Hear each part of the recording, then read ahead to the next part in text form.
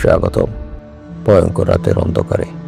আমি আর আশরাফুল, আর আপনি শুনছেন এমন এক ভয়াবহ গল্প যা আপনার ঘুম কেড়ে নেবে। কোনো ভিজুয়াল ইফেক্ট লাগবে না, কোনো সাউন্ড ইফেক্ট দরকার নেই। শুধু গল্প শুনলে আপনার শরীর ঠান্ডা হয়ে যাবে, গায়ের লোম দাঁড়িয়ে যাবে। আজকের গল্প, এটা কোনো সাধারণ ভূতের গল্প নয়।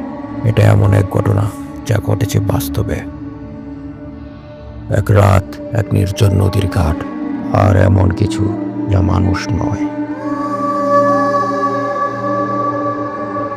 স্থান রাজশাহী, পদ্মার চরের সময় 1987 সালের এক ঘুটঘুটে অন্ধকার রাত।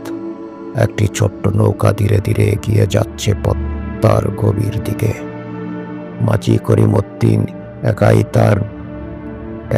তার বেয়ে চলেছে। আশেপাশে কিছুই নেই, শুধু কালো পানি আর শীতল বাতাস। রাত তখন প্রায় 1টা। হঠাৎ করিমউদ্দিন খেয়াল করলো তার নৌকার এক প্রান্তে কেউ বসে আছে, অথচ সে তো একাই এসেছিল। কিছু বলার আগেই সেই লোকটি ধীরে ধীরে তার দিকে ঘুরে তাকালো। আর স্বাভাবিকের চেয়ে একটু বেশি বাঁকানো, চোখ দুটো একদম ফাঁকা, গভীর গর্তের মতো কালো।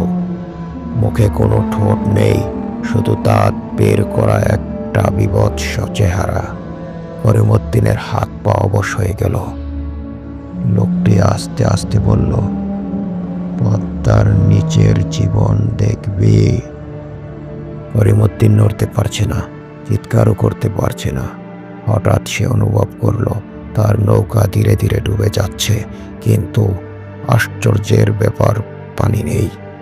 কিন্তু সে দেখলো পানির নিচ থেকে একাধিক হাত উঠে আসছে, কঙ্কালের মতো শুকনো হাত। একটা হাত করিমউদ্দিনের পায়ের চারপাশে পেঁচিয়ে ধরলো, আর একটা হাত তার মুখের দিকে এগিয়ে আসছে। এবার সে চিৎকার করার জন্য মুখ খুলতেই অনুভব করলো তার গলার ভেতর কিসের যেন একটা শীতল আঙুল ঢুকে যাচ্ছে। তোকে নিচে নামতেই হবে। এক বিকট চিৎকার দিয়ে করিমউদ্দিন অজ্ঞান হয়ে গেল। পরদিন সকালে কিছু জেলেরা করিমউদ্দিনের নদীর ধারে পড়ে থাকতে দেখে। সে তখনও বেঁচে ছিল, কিন্তু তার জিহ্বা একদম নীল হয়ে গিয়েছিল।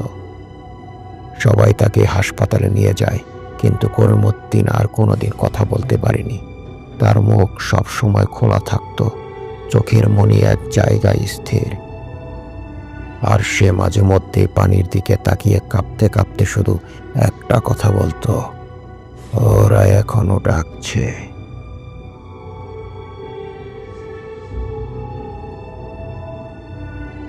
বন্ধুরা, রাতের অন্ধকারে একা একা নদীর ধারে গেলে সাবধান। তুমি জানো না পানির নিচে কে অপেক্ষা করছে। আর হ্যাঁ, যদি মাঝরাতে ঘুমের মধ্যে অদ্ভুত হাতের স্পর্শ অনুভব করো, তাহলে জানবে ওরা শুধু পদ্মার মাঝিকেই নয়, আরো কাউকে চাইছে।